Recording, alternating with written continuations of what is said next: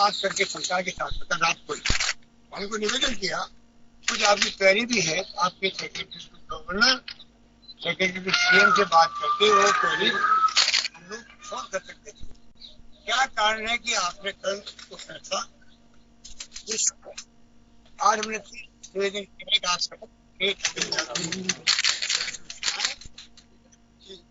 पूरे प्रदेश की जनता इंतजार कर रही है, कब फैसला आए तब हमें शांति मिले। लोगों को आक्रोश भी है, कितने दिन से होटलों बैठे हुए हैं, कोई हमारे साथी गए वहाँ पर हरियाणा के अंदर बंदर बने हुए हैं। हमने तमाम विधायकों को कहा है कि हमें गांधी जी के बताए रास्ते, महात्मा गांधी के बताए रास्ते पे चलना है। उसी रूप में हम लोग यहाँ पर बैठे हुए हैं, उसी अप्रोच जो है हम बात कर रहे हैं और मुझे यकीन है कि माननीय महोदय इनका अपना एक दूसरा है उनका सम्मान कर पाया देश के अंदर, दिल्ली के अंदर भी वो दबाव नहीं आएंगे, क्योंकि संवैधानिक पद जो होता है शपथ ली जाती है तो कैसे आते जिंदगी के अंदर करने के वक्त में उनको करना चाहिए। इतिहास में नाम तभी दर्ज होता है जब आप संवैधानिक कि वो हमें उसके बाद में वो चाहेंगे जल्दी से जल्दी सेशन शुरू हो और तमाम समस्याओं के बारे में क्या करें, ये हम लोग तय किया। इसीलिए हम लोग राज्यपाल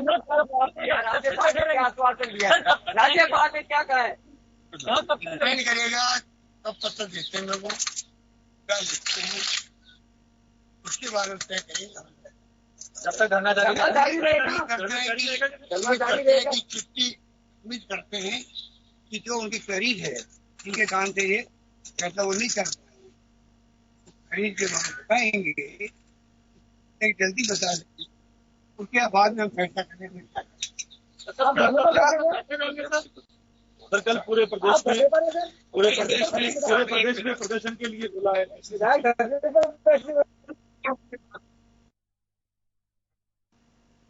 नमस्कार जनटी में स्वागत है आपका। मैं हूं योगेंद्र, आप देख रहे हैं खास खबर। खास खबर हम बात करेंगे राजस्थान के सियासी संग्राम की। सियासत कहीं भी देखने को मिल सकती है, लेकिन संग्राम हो तो निश्चित रूप से हर कोई जानना चाहता है आखिर क्यों। लोकतंत्र में बात कहने का हक हर किसी को है, लेकिन अदावत करने का विचार किसी के जहन में नहीं आना चाहिए। ये लोकतंत्र के लिए मजबूती की बड़ी वजह और खूबी कह सकते हैं। लेकिन राजस्थान में यह कुछ इसी तरह का हो रहा है। अब बात यहां तक पहुंच गई है कि पहले तो एक ही बात कही जा रही थी सत्ता पक्ष से कि अल्पमत में है सरकार, लेकिन अब सरकार चाहती है कि विधानसभा के फ्लोर पे हम टेस्ट करना चाहते हैं और विधानसभा कॉल की जानी चाहिए। लेकिन अब बीजेपी का यह कहना है कि 21 दिन से पहले हाउस नहीं बुलाना चाहिए, जबकि पहले ऐसा हो चुका है। कैलाश मेघवाल जी 5 दिन के नोटिस पे भी विधानसभा बुला चुके हैं। राज्यपाल का यह तर्क है कि कोरोना की महामारी है, बुलाना उचित नहीं होगा। लेकिन सरकार का साफ कहना है कि कैबिनेट की मंजूरी के बाद राज्यपाल हाउस बुलाने से रोक नहीं सकते। हुआ यही, जैसे ही राज्यपाल ने इनकार किया, कांग्रेस के विधायक मुख्यमंत्री सहित राजभवन में धरने पे बैठ गए और यहीं से बड़ी सियासत शुरू होती है। एक तरफ गुलाब चंद जी कटारिया कहते हैं गवर्नर की रिपोर्ट पे सीआरपीएफ लगा देनी चाहिए। गहलोत ने धमकी दी है राजभवन को, क्योंकि इससे पहले जब फेयरमाउंट होटल से ब्रीफिंग की मुख्यमंत्री अशोक गहलोत ने, तो साफ उन्होंने कहा कि हम राज्यपाल से विनम्र आग्रह कर रहे हैं, उन्हें लेटर दिया है, मिलके आए हैं, हम विधानसभा का सत्र सोमवार से बुलाना चाहते हैं। अगर जवाब नहीं आता है तो हम जाकर के राज्य भवन में तमाम विधायकों के साथ बैठेंगे। तो चलिए हम इसी मुद्दे को लेकर के चर्चा करेंगे कि ये सब कुछ चल क्या रहा है। इस मुद्दे पर हमारे साथ चर्चा करने के लिए कैमरा ऑन नहीं है मेरा, पूर्व अध्यक्ष सुमित्रा सिंह जी हमारे साथ हैं। कह रहे हैं कैमरा ऑन। वरिष्ठ विधिवेत्ता AK जैन साहब हमारे साथ हैं। वरिष्ठ पत्रकार श्याम सुंदर शर्मा साहब हमारे साथ में हैं। कांग्रेस विचारक वरुण पुरोहित जी हैं। भाजपा नेता पुनीत कर्नावट जी हमारे साथ हैं। आप सभी का स्वागत है। मैं सबसे पहले सुमित्रा सिंह जी आप ही के पास आना चाहूंगा। हम लगातार इस मुद्दे को लेकर के चर्चा कर रहे हैं। हम मैं धन्यवाद भी दूंगा आपको कि लगातार आप हमारा सहयोग कर रहे हैं एक पैनलिस्ट के नाते। ये जो कुछ चल रहा है, क्या ये अशोक गहलोत जो कह रहे हैं कि कैबिनेट के फैसले के बाद राज्यपाल को बुलाना ही पड़ता है हाउस, राज्यपाल इनकार नहीं कर सकते, तो इसे कैसे देखा जाए? राज्यपाल इनकार करते हैं, राजभवन में धरना, और ये कहा जा रहा है कि मुख्यमंत्री ने जो कैबिनेट का मेमोरेंडम दिया कि हमारी कैबिनेट ने सत्र आहूत करने के लिए फैसला किया, आप बुलाइए, तो क्या होगा अभी इसमें? देखिए, निर्भर करता है राज्यपाल पे, लेकिन राज्यपाल को भी यदि कोरोना ही वजह है न बुलाने की, तो राज्यपाल महोदय ये भी कह सकते हैं कि मैं संतुष्ट हूँ, और मैं संतुष्ट हूँ और मैं मान रहा हूँ कि सरकार के पास बहुमत है और सरकार चलेगी, और सरकार जिस तरीके से अपना काम कर रही है उसमें कोई बीच में कोई विघ्न बाधा नहीं आनी चाहिए। ये भी कर सकते हैं, लेकिन वो ये कहने के लिए भी तैयार नहीं है, तो बात तो गलत है, सही तो नहीं है बात। ये तो उन्हें करना ही चाहिए, या सत्र बुलाएं या स्वयं खुद आगे होकर के कहें कि मैं संतुष्ट हूँ, मैंने गिन लिए हैं, मैंने इस बात को देख लिया है ठीक तरीके से, मैंने पूरी जांच कर ली है कि अशोक गहलोत के पास बहुमत है। जी, मुख्यमंत्री ने एक आरोप मैम यह भी लगाया है कि राज्यपाल भले आदमी है, वे संवैधानिक पद पे बैठे हुए हैं, हम उनका रेस्पेक्ट करते हैं, लेकिन ऊपर के दबाव की वजह से वे फैसला नहीं कर पा रहे हैं, क्योंकि राज्यपाल एक संवैधानिक पद है, किसी पार्टी के कार्यकर्ता का पद नहीं है, लिहाजा उन्हें जनता की भावनाओं का, चुनी सरकार की भावनाओं का रेस्पेक्ट करना चाहिए। अशोक जी ने बिल्कुल ठीक कहा, मुख्यमंत्री ने बिल्कुल ठीक कहा, उन्होंने चाहिए उनको। जी बिल्कुल, मैं आऊंगा आपके पास में। वरुण पुरोहित जी, आपके पास आना चाहूंगा। बीजेपी के तमाम नेता ये कह रहे हैं कि राजभवन को अशोक गहलोत धमका रहे हैं। जो प्रेस कॉन्फ्रेंस उन्होंने फेयरमाउंट से की, उसमें साफ कहा कि राजभवन का घेराव करेंगे, लाखों कार्यकर्ता पहुंचेंगे, कानून व्यवस्था बिगड़ी तो इसकी जिम्मेदारी किसकी होगी? एक धमकी भरे अंदाज में माना जा रहा है बीजेपी की ओर से। बीजेपी लगातार ये बात कह रही है कि मुख्यमंत्री राज्यपाल को धमका रहे हैं। जी पुरोहित जी। योगेंद्र जी, धमकाने का तो प्रश्न ही नहीं है। अशोक गहलोत साहब की भाषा आप देखो, हमेशा कभी धमकाने की लैंग्वेज निकलती नहीं है। ये जो उन्होंने आशंका व्यक्त की है, एक निर्वाचित सरकार को, मेजोरिटी की सरकार को आप सत्ता की भूख में षड्यंत्र, झूठ, प्रपंच करके हटाना चाहते हो, जबरदस्ती हटाना चाहते हो। आप उनको विधानसभा भी, अभी स्पीकर साहब ने बताया, इन्होंने तो पूरी कितनी विधानसभाएं देखी है। आप ही देखिए, राज्यपाल कहते हैं संतुष्ट है तो भी कोई प्रॉब्लम नहीं है, विधानसभा सत्र आ जाए तो उसमें फ्लोर टेस्ट हो जाए, अब वो भी नहीं कराना चाहते हो, तो जनता में तो आक्रोश अपने आप ही उत्पन्न होगा। जब जनता में आक्रोश उत्पन्न होगा तो उसमें आप मुख्यमंत्री क्या करेंगे? आज निर्वाचित सरकार को आप जबरदस्ती हटाओगे तो कहीं भी जनता में असंतोष होगा। इसमें धमकाने की कोई प्रश्न ही नहीं है। ये तो बिल्कुल एविडेंट है कि आप किसी भी निर्वाचित सरकार को आप जबरदस्ती धक्के देके हटाओगे, कानून का पालन नहीं करोगे, संविधान का पालन नहीं करो, सारा मीडिया देख रहा है, सारा देश देख रहा है, तो नेचुरल है, जनता में कहीं ना कहीं तो उबाल आता ही है ना, तो जनता तो आक्रोशित हो जाएगी। फिर आप कैसे रोकोगे जनता को? जी चलिए, वापस आऊंगा आपके पास में। मैं पुनीत कर्नावट जी के पास में जाना चाहूंगा। भाजपा नेता पुनीत कर्नावट इस वक्त हमारे साथ जुड़े हुए। पुनीत जी, अशोक गहलोत ने साफ कहा कि भैरव सिंह शेखावत 93 में जब उन्होंने कहा कि मेजोरिटी हमारे साथ में, अगर हमें बुलाया नहीं गया गवर्नर पहले हमें नहीं बुलाया तो हम राजभवन का घेराव करेंगे। अभी जब उनसे पूछा गया कि क्या आप राज्यपाल को धमका रहे हैं, तो उन्होंने साफ कहा कि ये राजनीतिक भाषाएं होती हैं और हम जानते हैं कि किस तरह से रेस्पेक्ट करनी है संवैधानिक संस्थाओं का, हमें कोई ना सिखाए, और जो नए लोग हैं उन्हें सीखना चाहिए, किसी भी दल के हों चाहे वो, उन्हें पुराने लोगों से सीखना चाहिए कि संवैधानिक मर्यादाएं क्या होती हैं। तो बीजेपी आरोप लगा रहे हैं, इस आरोप को खारिज कर रहे हैं अशोक गहलोत। गांधीवादी तरीके से हम हमारा काम कर रहे हैं, राज्यपाल के पास हमारी अपील कर रहे हैं। उन्होंने विधायकों से भी अपील की है कि राज्यपाल हमारे संवैधानिक मुखिया हैं, उनके सम्मान में किसी तरह की कोई कोताही नहीं करनी चाहिए, हमें गांधीवादी तरीके से अपनी बात कहने का हक है। जी पुनीत जी। अशोक गहलोत साहब हमेशा अपने आप को गांधीवादी कहते रहे और गांधीवादी कहलाना पसंद करते हैं, और विगत 15 दिनों से जिस प्रकार की गहलोत साहब की भाषा हुई है, जिस प्रकार वो पब्लिक डिस्कोर्स के अंदर अपनी बातों को बयान कर रहे हैं, वो कहीं से भी गांधीवादी नहीं लगता। जिस प्रकार आज उन्होंने फेयरमाउंट होटल के बाहर साफ साफ कहा कि जनता राजभवन को घेर लेगी तो हम कुछ नहीं कर पाएंगे। ये बताता है कि उनकी मंशा क्या है। वो राज्य के मुख्यमंत्री भी हैं और राज्य के गृह मंत्री भी हैं। अगर वो स्वयं ही ऐसे उकसाने वाले बयान देंगे तो फिर प्रदेश की कानून और व्यवस्था की स्थिति के बारे में क्या स्थिति बनेगी, इसकी कल्पना कर भी हम सिर उठते हैं। पिछले 15 दिनों से जिस प्रकार एक अनारकी बनी हुई है, एक अराजकता का वातावरण बना हुआ है, राजस्थान के कोने कोने में अपराध बढ़ गए हैं, इतने सारे सामूहिक दुष्कर्म हुए हैं, कोरोना जैसी भीषण महामारी तेजी से फैल रही है, उसमें ये सरकार पहले बाड़ाबंदी करके फेयरमाउंट पर थी, आज दबाव बनाने के लिए राजभवन की लॉन के ऊपर बैठी हुई है। इनको कौन कह रहा है कि आप जाकर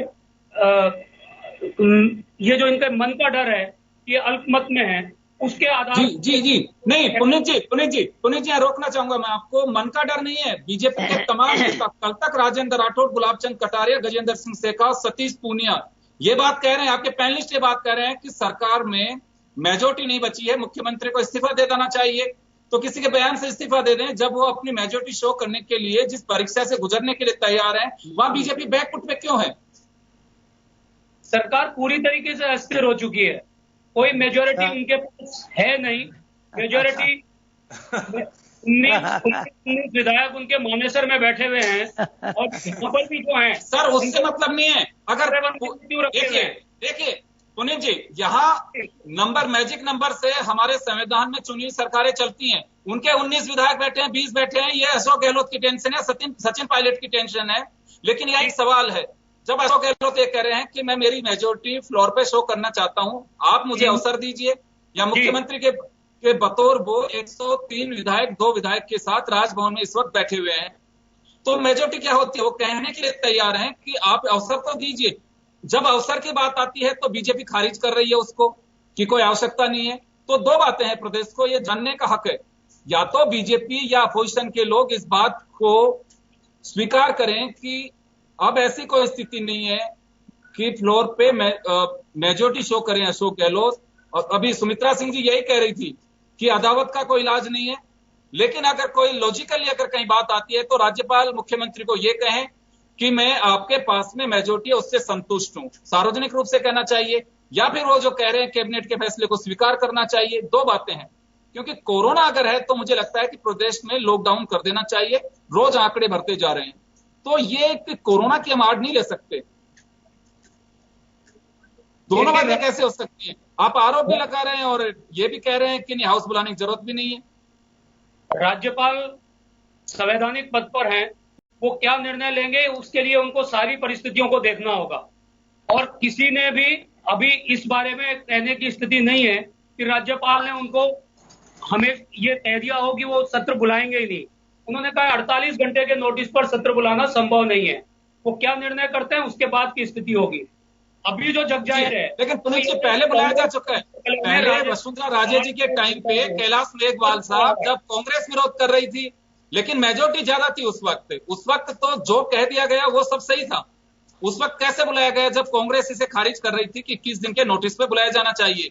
जब बिल्कुल ये कहा जा रहा था कि बिल्कुल ये तो कैबिनेट ने जो फैसला कर दिया उसे गवर्नर को मानना पड़ेगा, उस समय मानना पड़ेगा। और अभी गवर्नर पे दबाव डाला जा रहा है, संभव नहीं। ये बात समझ से बाहर है। दोनों बातें कैसे संभव है बताइए आप। गवर्नर संवैधानिक संस्था है, उनके ऊपर दबाव डालने की स्थिति किसी की भी नहीं होनी चाहिए, न कांग्रेस की न भारतीय जनता पार्टी की। और गवर्नर को जो निर्णय करना है वो संवैधानिक व्यवस्थाओं के अनुरूप निर्णय करना है। और मैं समझता हूं कि हमारे जो गवर्नर हैं वो बहुत अनुभवी हैं और वो संवैधानिक व्यवस्थाओं के अनुरूप निर्णय करेंगे। जी चलिए, मैं वापस आऊंगा आपके पास में, AK जैन साहब के पास में जाना चाहूंगा। जैन साहब, वैसे तो चर्चा हाईकोर्ट और सुप्रीम कोर्ट की सब जुडिस जो मैटर था उस पर करनी थी, लेकिन मैं लगातार ये बात कह रहा हूं कि राजस्थान में इस सियासी रंगत में या संग्राम में कब क्या करवट हो, क्या कुछ हो जाए, कुछ नहीं कह सकते। आज हम डिबेट कर रहे हैं इस मुद्दे को लेकर के कि राजभवन और सरकार के बीच टकराव की स्थिति बन गई है। कोई पता नहीं अगले पली क्या बात, आपसे मैं बात कर रहा हूं, अगले सदस्य क्या बात करनी पड़ जाए कोई पता नहीं है। ये करने वालों को भी मालूम नहीं है। बड़े एक अजीब मोड़ पे राजस्थान की सियासत आकर के खड़ी हो गई है। मैं कानूनी पहलू जानना चाहूंगा आपसे, आप काफी लर्नेड हैं। क्या होता है ऐसी पोजीशन में जब सरकार चाहे कैबिनेट के फैसले के माध्यम से कि राज्यपाल हाउस बुलाने की अनुमति दे, और राज्यपाल के साथ ही अगर अपोजिशन राज्यपाल को यह कहते हैं कि नहीं 21 दिन से पहले नहीं बुलाया जा सकता, तो क्या वक्त आ गया है जो राजनीतिक दलों को और हाउसेस को करना चाहिए? फिर यह बात आएगी कि अदालत हाउस यानी कि लेजिस्लेचर और पार्लियामेंट में दखल कर रहा है। क्या एक रूल बन जाना चाहिए कि एक बार तो आप 5 दिन के कॉल पे आप हाउस कॉल मत बुला लेते हैं, दूसरी बार आप 21 दिन की जिद लगा करके बैठते हैं? देखिए, संविधान के अनुसार और कानून के अनुसार अलग अलग शक्तियां पट्टी हुई है, और आप चाहें या न चाहें कई मामलों में कुछ लोगों को अंतिम शक्तियां दी हुई होती है। जैसे मुकदमा कौन सी धारा में दर्ज होगा ये पुलिस तय करेगी, सजा क्या होगी या किस धारा में होगी ये अदालत तय करेगी। हम उस पर आपत्ति कर सकते हैं, लोग आपत्ति करते हैं, वो एक अलग चीज है। आर्टिकल 163 संविधान का ये कहता है कि राज्यपाल मंत्रिपरिषद की सलाह, वह एक मंत्रिपरिषद होगी जो राज्यपाल को सलाह देगी, जिसके अनुरूप राज्यपाल कार्य करेगा, सिर्फ उन मामलों को छोड़कर जहां पर कि राज्यपाल को अलग से अपना डिस्क्रिप्शन है। उसके कुछ उदाहरण भी हैं, जैसे किसी की सजा माफ करने का प्रावधान हो, या कभी किसी से ये कहना कि अब आप जब ये लगे कि जो लीडर ऑफ हाउस है वो विधानसभा में अपना बहुमत हो चुका है तो उसे अपना बहुमत सिद्ध करने के निर्देश दे सकते हैं। कुछ वाइस चांसलर और चांसलर जब वो एज ए कुलपति काम करते हैं तब भी कुछ कोई इंडिपेंडेंट शक्तियां हैं। परंतु मुख्य बात यह है कि राज्यपाल और राष्ट्रपति सेरेमोनियल हेड से एक प्रतीकात्मक हेड है। सारा कार्य राज्यपाल के नाम से होता है, राज्य में देश में राष्ट्रपति के नाम से होता है, आदेश निकलता है राज्यपाल के नाम से निकलता है, और कहा जाता है कि भाई स्टेट का जो भी काम है वो राज्यपाल के नाम से होता है। पर राज्यपाल इटसेल्फ एक सेरेमोनियल हेड है जिसका काम कैबिनेट की सलाह के अनुसार काम करना, मंत्रिपरिषद की, नॉट कैबिनेट, मंत्रिपरिषद की सलाह के अनुसार उनको काम करना है। अब जब मंत्रिपरिषद ने कोई सलाह दी है और वो कानून के सम्मत है तो मंत्रिपरिषद को, ये तो मंत्रिपरिषद को तय देखना है कि भाई कोरोना के रहते रहते या पेंडेमिक के रहते रहते हम करवा सकते हैं या नहीं करवा सकते, या फिर ये स्पीकर देखेगा कि वो जो सदन आहूत किया गया है उसकी मीटिंग को व्यवस्था कर सकते हैं कि नहीं कर सकते।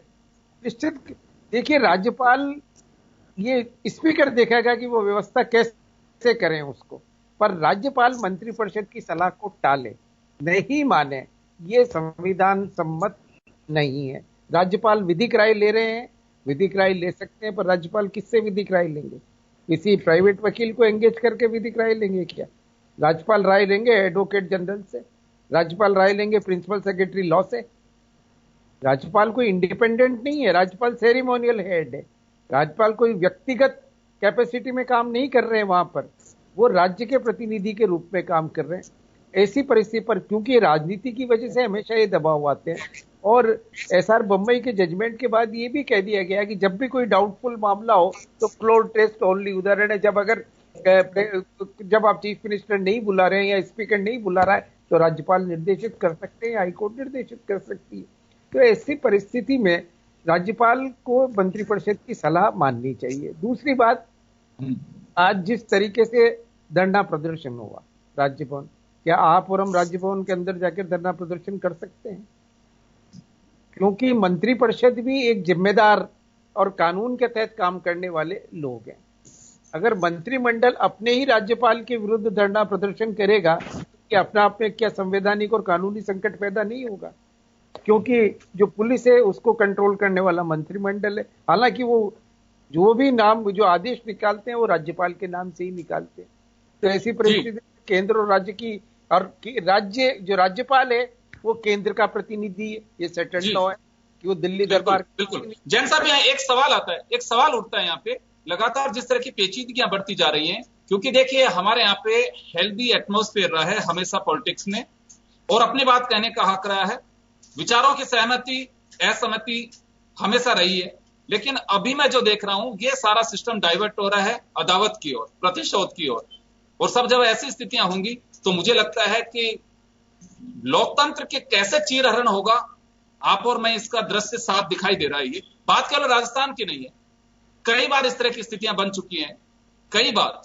ये होगा कि आज हम जो सीख रहे हैं, अभी जैसे बीजेपी उदाहरण देती है, मैं सतीश पूनिया साहब का स्टेटमेंट देख रहा था कि 93 बार कांग्रेस ने राज्यों को अपदस्थ करने का प्रयास किया, अपदस्थ किया गया, वहां डिस्टर्ब की गई चुनी हुई सरकारों को। तो क्या माने कि ये फिर शतक लगा के छोड़ेंगे? अगर ये सब आज वक्त नहीं आ गया कि सुप्रीम कोर्ट को दखल करना पड़े कि कितने दिन में हाउस पोल किया जा सकता है, हाउस पोल करने की परिस्थितियां क्या होंगी, कौन इसका डिसीजन करेगा, क्या कैबिनेट अगर फैसला कर लेती है तो राज्यपाल मानने के लिए बाध्य होंगे? ये तमाम जो चीजें हैं जो राजनीतिक दलों को, लेजिस्लेचर को देखना चाहिए। क्या वास्तव में अब सुप्रीम कोर्ट के अंदर आज अगर कोई पार्टी नहीं जाएगी तो कोई आम जन जाना शुरू करेगा कि हो क्या रहे, प्रदेश को हैंग करके रख दोगे? चुनी हुई सरकारें कोई भगवान नहीं है, जनता को हक है, उनके रास्ते खुले में सुप्रीम कोर्ट जनता भी जा सकती है। क्या वास्तव में ऐसा वक्त आ सकता है? देखिए, कोई होली काउ नहीं है, न सुप्रीम कोर्ट, न हाई कोर्ट, न लेजिस्लेचर, न राज्यपाल और न ही राष्ट्रपति। ये सब अपनी संवैधानिक गरिमाओं में हर एक को एक दूसरे काम करना जरूरी है। और जब एक संस्था संवैधानिक अपने दायित्व निभाने में विफल रहती है, तब दूसरी संस्था को उसमें एक्सेप्ट करना पड़ता है। और ये दुर्भाग्यशाली होता है कि राज्यपाल के निर्णय को लेकर या लेजिस्लेचर के निर्णय को लेकर सुप्रीम कोर्ट या हाई कोर्ट को हस्तक्षेप करना पड़े, या हाई कोर्ट के कृत्यों को लेकर लेजिस्लेचर को या राज्यपाल को या राष्ट्रपति को हस्तक्षेप करना पड़े। क्योंकि जब हम कॉन्स्टिट्यूशनल मर्यादाएं स्वयं तोड़ रहे हैं तो निश्चित रूप से कॉन्स्टिट्यूशनल क्राइसिस की ओर जा रहे हैं, जो हमें लग रहा है। क्योंकि सिर्फ एक पद की लालसा के लिए, पद को बचाने के लिए या पद को गिराने के लिए, आप अपनी संवैधानिक जो दायित्व हैं उससे हम विमुख हो रहे हैं। पर हो रहे, कांग्रेस ने 93 बार सरकारों को गिराने का प्रयास किया और इसीलिए SR बोम्मई का निर्णय आया, जिसमें कहा कि ये फ्लोर पर टेस्ट होगा। उससे पहले फ्लोर टेस्ट जैसी कोई चीज नहीं थी। ये राज्यपाल का सेटिस्फेक्शन था, वो मान सकता था कि ये अपना बहुमत हो चुके हैं, इसलिए मैं प्रेसिडेंट रूल खोज करने की। जैन साहब, मैं आ रहा हूं आपके पास में, मैं वापस आऊंगा आपके पास में। एक बार छोटा सा मैं एक ब्रेक से पहले श्याम सुंदर शर्मा साहब के पास में जाना चाहूंगा। श्याम जी, जो कुछ हो रहा है, आपका बड़ा एक एक्सपीरियंस है, वरिष्ठ पत्रकार हैं, किस नजरिए से देखा जाए ये सब कुछ? देखिए योगेंद्र जी, जब मुख्यमंत्री जी स्वयं कह रहे हैं कि कैबिनेट ने विधानसभा अध्यक्ष के माध्यम से गवर्नर को भेजा था प्रस्ताव, लेकिन प्रस्ताव क्या भेजा था ये बताएं। कोरोना पे चर्चा करनी है, बाकी चीजों पे चर्चा करनी। उन्होंने ये नहीं कहा कि शक्ति परीक्षण के लिए हम प्रस्ताव करते हैं। ये सबसे बड़ी संकट का विषय है। आप कहने की स्थिति में आप तो कोरोना पे चर्चा करो। अब आप देखिएगा कि उपराष्ट्रपति ने कहा था कि हम कोरोना पे चर्चा कराना चाहते हैं राज्यसभा में। राष्ट्रपति ने भी अनुमति नहीं दी है। जो स्थितियां बनी हुई है उसके अनुरूप कोरोना पर चर्चा कराने के लिए आपने 11 घंटे किए कॉन्फ्रेंसिंग के आधार पर पूरे प्रदेश में सांसदों से भी की, विधायकों से भी की, चर्चा कर चुके हैं, आपने निर्णय भी लिए हैं। लेकिन विधानसभा में इसकी चर्चा कराने से पहले आप विश्वास मत प्राप्त करने का प्रस्ताव भेजते तो राज्यपाल को मजबूरी में वो प्रस्ताव स्वीकार करना पड़ता, लेकिन आपने वो प्रस्ताव नहीं भेजा। अब आप प्रस्ताव जब स्वीकृति नहीं दी, कुछ क्वेरीज, क्योंकि राज्यपाल आपके प्रस्ताव को स्वीकार कर ले तत्काल। एक बात जरूरी नहीं। मुख्यमंत्री गुरुवार को मुलाकात करके हैं राजभवन में राज्यपाल से, उस बात को लेकर के कह रहे हैं कि रिटर्न में कैबिनेट के फैसले से अवगत कराया गया है। जो भी उनका माध्यम आजकल तो फैक्स है, आप मेल के जरिए भेज सकते हैं। लेकिन अगर मुख्यमंत्री कह रहे हैं, इस बात को गवर्नर भी खारिज नहीं कर रहे हैं कि कैबिनेट के फैसले से उनको अवगत नहीं कराया गया है, वो अवगत कराया गया है।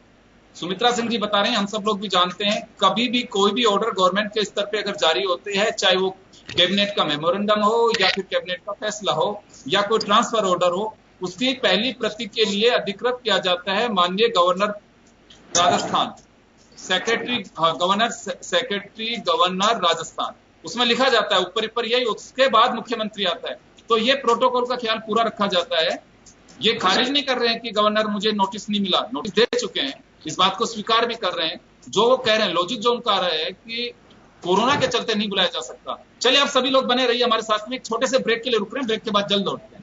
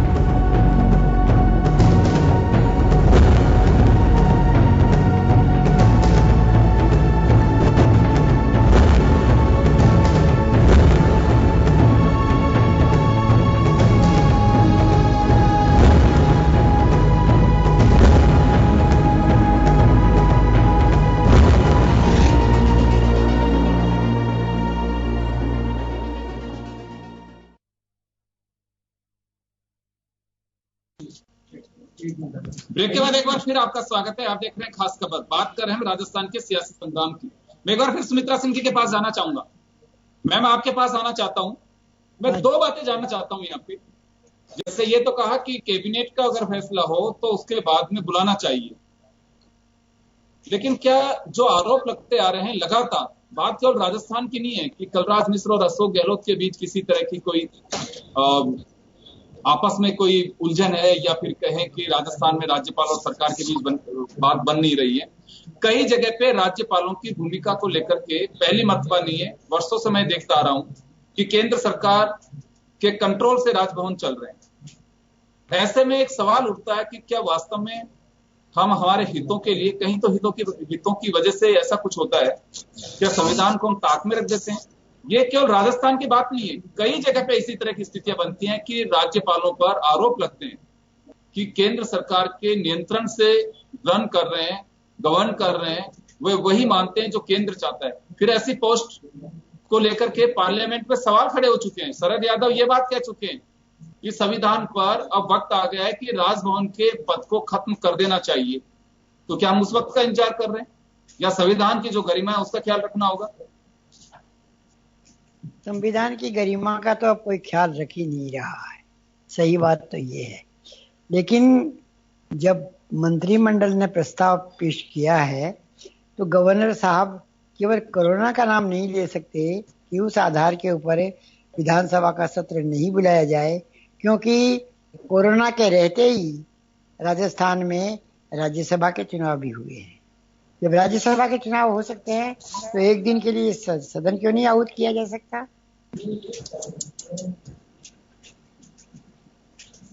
जी बिल्कुल, मैं आऊंगा आपके पास में वापस। पुनीत जी, आपके पास में भी आना चाहूंगा मैं। हाँ चलिए, पुनीत कर्नावट जी कुछ कह रहे हैं बीच में। जी बोलिए पुनीत जी। आदरणीय सुमित्रा सिंह जी हम सब में बहुत वरिष्ठ हैं और सर्वाधिक जानकार हैं वो विधायी कार्यों की और विधानसभा के सारे विषयों की। मैं सिर्फ इतना कहना चाहूंगा, जो श्याम सुंदर जी ने, बड़े वरिष्ठ पत्रकार हैं, उन्होंने बताया कि जिस प्रकार का प्रस्ताव राज्यपाल जी को भेजा गया है उसमें कहीं स्पष्ट नहीं है कि वो विश्वास मत प्राप्त करना चाहते हैं। वो किस लिए विधानसभा आहूत करना चाहते हैं ये स्पष्ट नहीं है। ये बिल्कुल वैसा ही है जैसा एक नोटिस आपने देखा है क्या उसे? श्याम सुंदर जी कह रहे हैं, उन्होंने देखा होगा, वो वरिष्ठ पत्रकार हैं, हमें उनकी बात पर यकीन करना चाहिए। जो प्रस्ताव, जिस प्रस्ताव के बारे में कैटेगोरिकली श्याम सुंदर जी कह रहे हैं, तो मैं समझता हूं इतने वरिष्ठ पत्रकार अगर कह रहे हैं तो उनकी बात पर यकीन किया जाना चाहिए। मैं इसलिए कहना चाह रहा था कि जिस प्रकार से सीपी जोशी साहब ने नोटिस दिया, वो नोटिस था विधायक दल की बैठक से संबंधित। कल कपिल सिब्बल साहब ने उसको कहा कि ये व्हिप नहीं था, ये सिर्फ नोटिस था। सर्वोच्च न्यायालय के न्यायाधीश ने जब पूछा कि क्या पार्टी के अंदरूनी मामलों के ऊपर भी व्हिप लागू होता है और क्या वो व्हिप था, तो उन्होंने कहा नहीं, वो व्हिप नहीं था, वो नोटिस था। कुछ इसी प्रकार का प्रस्ताव कैबिनेट की तरफ से राज्यपाल जी को भेजा गया है, जिसमें यह नहीं बताया गया कि इतनी अर्जेंसी क्या है जिसके कारण 1 या 2 दिन का विधानसभा सत्र बुलाया जाए।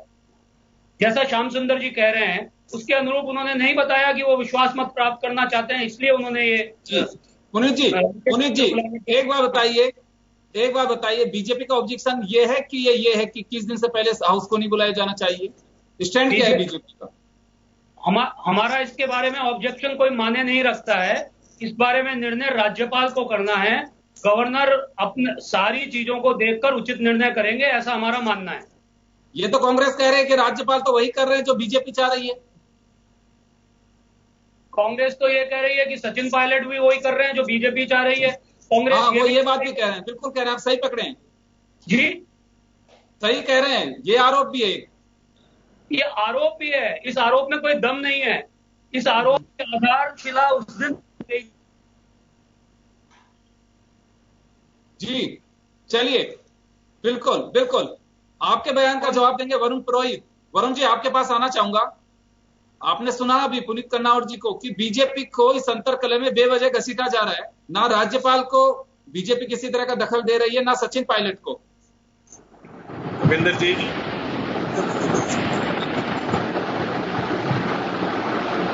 वरुण जी,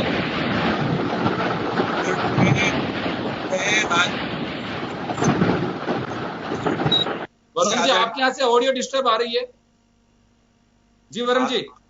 आदरणीय स्पीकर महोदया ने कहा, मैं नाम ले नहीं सकता, बड़ी वरिष्ठ और बुजुर्ग हैं, आप ही बताइए। उन्होंने स्पष्ट बता दिया, या तो राज्यपाल कह दे मैं संतुष्ट हूं, मैंने देख लिए 101 102 विधायक मेजोरिटी के हिसाब से, या फिर विधानसभा जब अगर मंत्री परिषद का प्रस्ताव है तो उससे वो बंधे हुए हैं, उनको विधानसभा बुलाने देना चाहिए।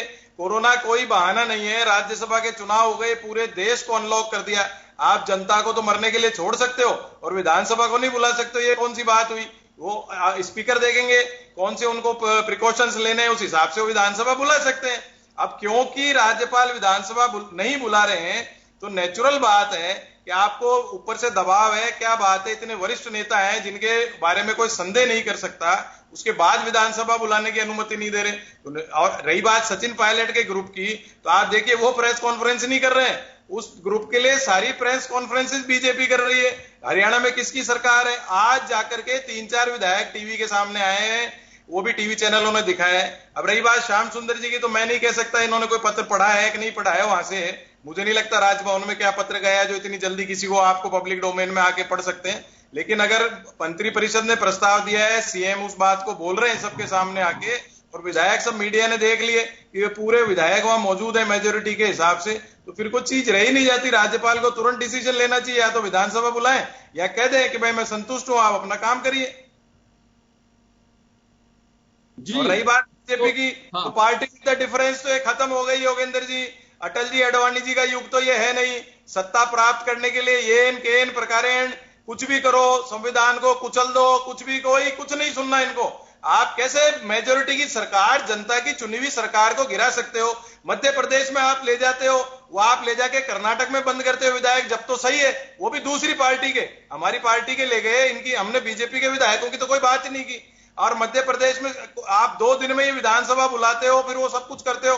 और आप अभी मंत्री परिषद वहां पे शिवराज जी चौहान उसकी मंत्री परिषद का एक्सटेंशन करते हैं, जब तो कोई कोरोना सोशल डिस्टेंसिंग नहीं दिखती है। राजस्थान में सब कुछ दिख रही है, क्योंकि ये फेल हो गए इनके जो मंसूबे थे। बीजेपी उसी से सबक लेकर कह रही हो इस सरकार को कि हम वहां भुगत चुके हैं, यहाँ तो कम से कम सेफ रहे यहाँ की जनता, कि वहां कोरोना हो चुका था शपथ ग्रहण के दौरान, तो आप लोग मत करिए ऐसा। नहीं, हम क्या कर रहे हैं, तो ये क्रिएशन कर रहे हैं। पहले तो इनके शुरू कर दिया इन्होंने, फ्लोर टेस्ट की मांग करने लग गए थे इनके अमित मालवीय जी, जब तो ये कहने लग गए फ्लोर टेस्ट। जब वसुंधरा जी आई नहीं मीटिंग में, इन्होंने देखा मेजोरिटी है सो गहलोत साहब के पास, पलटी मार गए, नहीं हम तो फ्लोर टेस्ट की मांग ही नहीं कर रहे। अरे तो भाई आप मांग क्या कर रहे हो? सरकार चल रही है, सरकार को करने दो। धरने के बारे में बता दीजिए बीजेपी, आप ये बताइए बीजेपी का तो जो स्टैंड है वो कन्नौर जी बता रहे हैं, आप अपना बताइए कि वहां पे धरना दे रहे हैं, धरना कहां तक उचित है राजभवन में धरना देना? क्योंकि सरकार धरना दे रही है, या तो अरविंद केजरीवाल दिल्ली में धरना देते हुए देखे गए थे, अभी अशोक गहलोत दे रहे हैं। क्या चारा क्या बचा है आप बताइए? आप डेमोक्रेटिक वैल्यूज को क्रश करोगे तो हम तो गांधीवादी तरीके से धरना ही दे सकते हैं। अभी ये राष्ट्रपति शासन की बात करने लग गए। आप जब मेजोरिटी की सरकार है, धरना दे रही है, कलराज मिश्र जी को राज्यपाल है, आदरणीय महोदय हैं, इतने समझदार, इतने वरिष्ठ नेता हैं हिंदुस्तान के, उनको देखना चाहिए, दबाव में नहीं आना चाहिए कि भाई पूरे विधायक मौजूद हैं, तुरंत निर्णय लेना चाहिए। अब आप धरने की व्यवस्था किससे करवाओगे वरुण जी? धरने की व्यवस्था किससे कराओगे? पूरी पीसीसी को आपने भंग कर दिया, डीसीसी को भंग कर दिया, बीसीसी को आपने भंग कर दिया, तो ये व्यवस्था कौन करेगा? धरने प्रदर्शन की कॉल तो कर दिया आप लोगों ने एक शनिवार को। चलिए कार्यकर्ताओं की कमी थोड़ी है, कार्यकर्ता जो डीसीसी पीसीसी के पीछे थोड़ी मौजूद होते हैं। डीसीसी में कितने से आदमी होते हैं, बाकी भी तो होते हैं ना जिले में कांग्रेस के कार्यकर्ता। भंग तो कर दिया, और कोई 5 साल की कांग्रेस नहीं, कांग्रेस 70 साल से चल रही है, और आज कोई 80 साल का बुजुर्ग है, वो कांग्रेस का कार्यकर्ता नहीं है क्या? पीसीसी डीसीसी में नहीं है तो, या 30 साल का है वो नहीं है क्या? कांग्रेस एक बहुत बड़ी पार्टी है, आप देखिएगा। अब क्योंकि कोरोना काल है, 50 से ज्यादा आप इकट्ठे नहीं हो सकते, तो आप कल ये नहीं कह सकते कि 5000 आदमी क्यों नहीं हुए। आप अगर हटा लेते हो धारा 144 तो 5000 आदमी इकट्ठे हो जाएंगे, लेकिन कार्यकर्ताओं की कमी नहीं है, और ये पीसीसी डीसीसी भंग करने से कोई फर्क नहीं पड़ेगा। जी पुनीत जी मैं वापस आऊंगा आपके पास में, आऊंगा मैं श्याम सुंदर शर्मा साहब के पास में जाना चाहूंगा। श्याम जी आपके पास आना चाह रहा हूं एक बार में। बड़ी विकट स्थितियां पैदा हो चुकी हैं, और जैसे मैं लगातार कह रहा हूं, आज से नहीं, ये बात 5-6 दिन पहले से जन टीवी कह रही है कि ये सियासी संग्राम, सत्ता के ले इस कदर आगे बढ़ता जा रहा है कि अदावत का मोड़ आ चुका है। अब सियासत में अदावत ने जगह ले ली है। तो ये अब कौन पीछे हटे, कौन आगे रहे, कौन बैकफुट पे जाना पसंद करेगा, ये यहाँ पे एक अड़ाड़ी की जिसे कहते हैं वो स्थिति में हम आकर के खड़े हो गए हैं। तो क्या लगता है आपको? साफ शब्दों में मीडिया के सामने अशोक गहलोत ने कहा कि जब तक राज्यपाल की मंजूरी नहीं, धरना खत्म नहीं होगा तो ये बात बढ़ेगी या फिर दखल होगा कहीं से। ऐसे में कौन दखल कर सकता है कि हाँ बिल्कुल, अगर चुनी हुई सरकार की कैबिनेट अगर कहती है तो राज्यपाल को मानना चाहिए, या कोई बीच का रास्ता निकल सकता है? योगेंद्र जी, जब आपने प्रस्ताव भेजा है, अब राज्यपाल को कहो कि आज के आज फैसला कर दो, अभी के भी फैसला कर दो, हम तो धरने पे बैठेंगे। आपके पास बहुमत है तो आप विश्वास रखिए। राज्यपाल को इतनी जल्दबाजी में क्यों निर्णय कराना चाहते हैं? आप धरना बैठ करके निर्णय करेंगे। राज्यपाल ने खुद ने आकर के मिलके कहा ना, सामने कोई आप भी देख रहे थे, मुख्यमंत्री के सामने आए, वो विधायकों के सामने कहा कि भाई कोरोना को लेकर के तो नहीं कर सकता फैसला। साधारण तौर पर अगर सदन की बैठक बुलाई जाती है तो मित्रा जी बताएंगे, उसके लिए समय देना पड़ता है, कोच बताने पड़ते हैं। आपने कहा कि हम स्पेशल बुलाने के लिए तो निश्चित रूप से आपको कारण बताना पड़ता है। कोरोना की वजह से विधानसभा बुला रहे हो तो ये फिर आपको संभव नहीं, कैबिनेट में बैठक करके फैसले करो, कौन मना करता है? पहले विधानसभा में सर्वसम्मति से निर्णय किया था, सबने मिलकर किया था कि कैबिनेट जो भी करेगी फैसला सबको मान्य होगा। अब वहां पर आप क्या कहना चाहते हैं? विधानसभा चाहिए, आप सीधे स्पष्ट रूप से कैबिनेट को नहीं, आपको विश्वास मत का पत्र भेजना पड़ेगा और उसके अनुरूप अगर राज्यपाल देखिए एग्जामिन करेंगे तत्काल। देखिए जिस प्रकार से धरना प्रदर्शन करके कहो कि नहीं, हम आम जनता घेरेगी राजभवन को, अब राज्यपाल को यदि आप धमकियों दे करके अगर फैसला कराना चाहते हो, फिर वो सुप्रीम कोर्ट की बात आएगी। सुप्रीम कोर्ट ने 24 देखिए सोमवार को सुप्रीम कोर्ट में सुनवाई होनी है, हाई कोर्ट ने स्थगित कर दी सुनवाई। अब सुप्रीम कोर्ट ने बहुत सारी क्लॉज कर रखी है आप देखिए, आप सीधे तौर पे राज्यपाल विधानसभा अध्यक्ष को कह दिया कि आप आपके नोटिस पे कार्रवाई नहीं कर पाएंगे। अब देखिए, अब उनके विधायक आकर के कहने लग गए हम बंधक नहीं है, हमारे बाउंसर लगे हुए नहीं है, हम बीजेपी के कहने से नहीं आए, हम तो हाईकमान को कहने आए थे, मुख्यमंत्री की शिकायत करने आए थे, हम आराम से दिल्ली में बैठे हैं। ये अगर विधायक कह रहे हैं वहां से तो बहुत सारी चीजें आपके सामने आएगी, खड़ी होगी और मानसिक क्या है। चलिए श्याम जी, वापस आऊंगा आपके पास में। AK जैन साहब के पास जाना चाहूंगा। सर, सारी परिस्थिति आपके सामने है, कैसे मामला अदालत तक पहुंचा। अदालत के मामले की वजह से हम ये नहीं कह सकते कि विधानसभा का सत्र नहीं बुलाया जा सकता, क्योंकि वो इस मामला उस तरह का नहीं है। आप व्हीप से जुड़ा मामला है वो कि हाउस के बाहर दे सकते हैं कि नहीं दे सकते हैं। क्या सबजुडिस इस तरह का है कि आप विधानसभा के सत्र में उसका असर पड़ता हो? एक बात। और दूसरा, ऐसे जब मैटर्स होते हैं कि बिल्कुल अब सरकारी धरने पे बैठ रही है, राज्य भवन से मांग कर रही है, राज्यपाल से मांग कर रही है, तो अब आगे क्या सुप्रीम कोर्ट सरकार जा सकती है कि कैबिनेट के फैसले को गवर्नर मान नहीं रहे? एक रास्ता ये खुला हो सकता है उनके सामने। देखिए, पहली चीज तो विधानसभा बुलाना या विधानसभा में क्या कार्रवाई हो रही है, इसके मामले में न उच्च न्यायालय हस्तक्षेप कर सकता है, न सर्वोच्च न्यायालय हस्तक्षेप करता है, न ही विधानसभा की कार्रवाई को वो रोक सकते हैं, न ही वहां कही हुई किसी बात पर कोई कार्रवाई कर सकते हैं। इस हद तक स्वयंभू है। तो ऐसी परिस्थिति में विधानसभा को बुलाना या आउट करना या नहीं आउट करने वाला प्रश्न न तो हाई कोर्ट के सामने लंबित है, और मैं इससे आगे बढ़ के एक बात कह रहा हूं कि ऐसा कोई प्रश्न लंबित हो भी नहीं सकता। हाई कोर्ट चाह कर भी अगर विधानसभा आउट की गई है तो उसको रोक नहीं सकती। ये एक निश्चित कानूनी स्थिति है।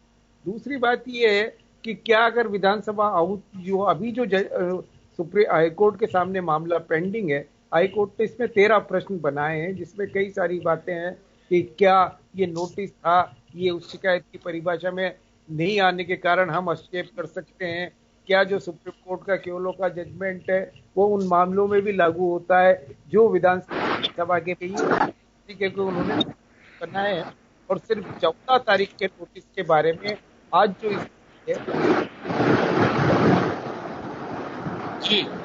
सारे बिल्कुल। जैन साहब, एक सवाल और आता है यहाँ पे, जैसे मैं पूछ रहा हूँ आपसे भी, क्या कोई क्योंकि देखिए राज्यपालों के साथ में टकराव काफी हो रहा है राज्यों में, क्योंकि अलग अलग दल की सरकार होती है। पहले जैसा लिहाज नहीं बचा है अभी। सुमित्रा सिंह ने पहले ये बात कह चुकी है कि वो वाली स्थिति अब नहीं बची है जो पहले हुआ करती थी कि संवैधानिक मर्यादाओं का ख्याल रखना होता था।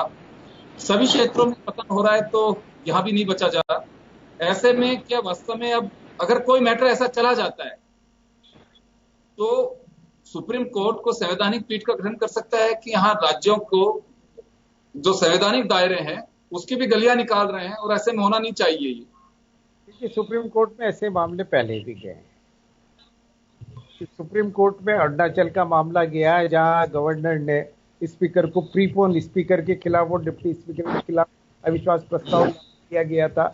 इफेक्शन का मामला था और उन्होंने जो जो सदन बुलाया था उसको पहले बुलाने के निर्देश राज्यपाल ने जारी कर दिए थे और वो मामला सुप्रीम कोर्ट तक गया था। पहले भी विवाद हुआ था और जब इस तरह के मामले जब राज्यपाल और ये विवाद आया था, कैबिनेट की राय के बजाय कुछ मंत्री चले गए थे कि मुख्यमंत्री में वेस्ट बंगाल का मामला था।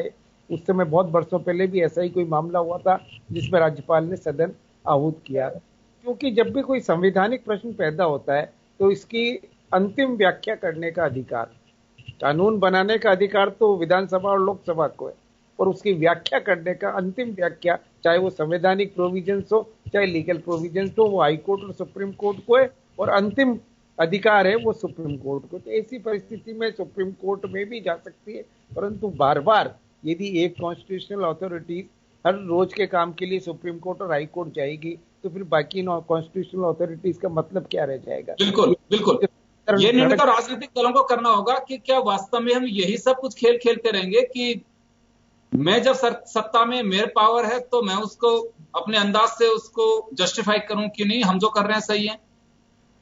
तो ऐसे में कोई तो रास्ता निकालना होगा, क्योंकि ये तो मैं जैसे लगातार ये बात कर रहा हूं कि ये सियासी पेच नहीं है, ये अदावत का पेच है। और जब अदावत किसी मामले में आ जाती है तो आप अंदाजा लगा सकते हैं कि कैसे मूंछ की लड़ाई हो जाती है। ऐसा ही सब कुछ आजकल राज्यों में हो रहा है। ऐसे में क्या होगा, क्या वास्तव में वक्त आ गया है कि कोई PIL लगाए या कोई चुनी हुई सरकार सुप्रीम कोर्ट जाए कि मार्गदर्शन करिए कि भविष्य में ऐसे हालात ना बने। देखिए PIL हर बीमारी का इलाज नहीं है और न ही सुप्रीम कोर्ट कॉन्स्टिट्यूशन से ऊपर है। सुप्रीम कोर्ट सिर्फ कॉन्स्टिट्यूशन के प्रावधानों को इंटरप्रेट कर सकती है, इससे ज्यादा सुप्रीम कोर्ट की शक्तियां भी नहीं है। और ये अजीब बात है कि एक जो इलेक्टेड गवर्नमेंट है, इलेक्टेड लेजिस्लेटर है, इलेक्टेड एग्जीक्यूटिव है, वो अपनी शक्तियों को नॉमिनेटेड और सेलेक्टेड जजेस तो सेलेक्टेड है, वो कोई जनता के इलेक्टेड तो है नहीं, उन सेलेक्टेड लोगों को देना चाह रही है। तो ये तो चुने हुए जनप्रतिनिधियों को सोचना चाहिए कि वो अपनी शक्तियों को इतना क्यों गिरा रहे हैं कि कल हर छोटी चीज के लिए उन्हें न्यायपालिका के पास जाना पड़े या वो सबऑर्डिनेट हो जाए पूरे के पूरे जुडिशरी को। बिल्कुल बिल्कुल। चले मैं पुनीत कर्नावट जी और वरुण पुरोहित जी के पास जाना चाहूंगा। पुनीत जी आपके पास आना चाहूंगा, वरुण पुरोहित जी के पास पहले वरुण पुरोहित जी के पास में जाना चाहूंगा। वरुण जी, क्या वक्त आ गया कि राजनीतिक दलों को अब तय करना चाहिए ये कि ऐसे हालात नहीं बने? सर्वदलीय बैठक आप अन्य कामों के लिए बुला रहे हैं, अभी तो जो टकराव के हालात इससे निपटने के लिए संवैधानिक मर्यादाओं के लिए सर्वदलीय बैठक नहीं बुलाई जानी चाहिए। वरुण पुरोहित जी,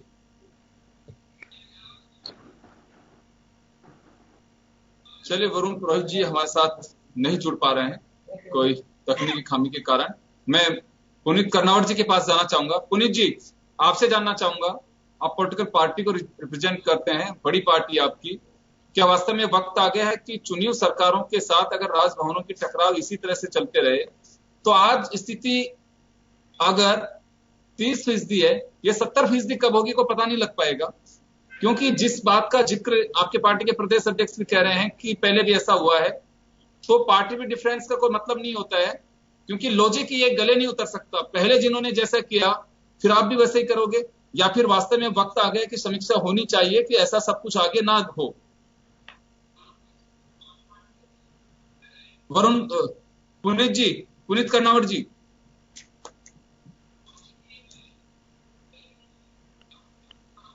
क्या आप मेरे को सुन पा रहे हैं? हाँ जी, मैं ये जानना चाह रहा हूं कि क्या अब वक्त आ गया है कि राजनीतिक दलों को बैठ करके लोकतंत्र में चुनी हुई सरकारें रेस्पेक्ट के साथ में अपना काम करें, इस तरह की उलझनों में ना फंसे, उसकी समीक्षा की जानी चाहिए।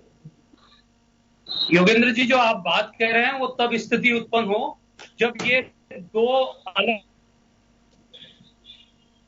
जी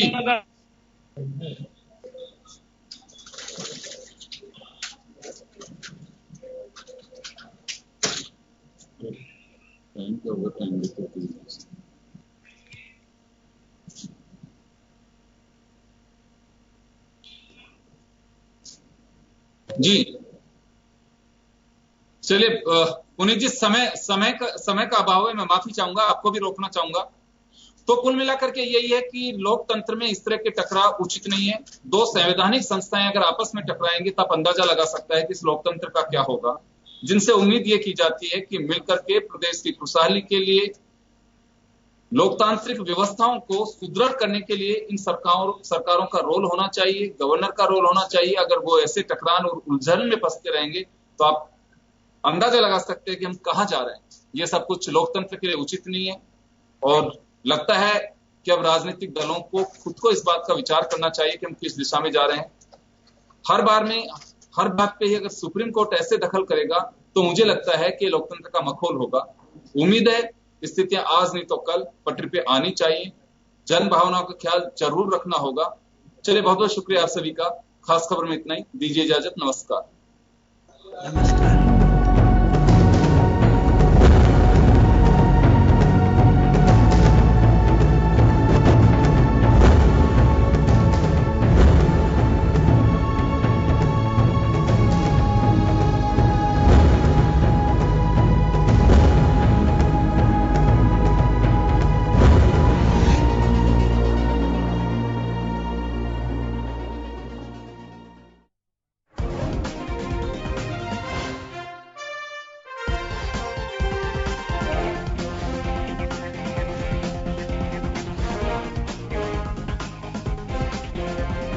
जन टीवी की लेटेस्ट अपडेट पाने के लिए हमारे चैनल को जरूर सब्सक्राइब करें और नोटिफिकेशन पाने के लिए बेल आइकॉन दबाएं।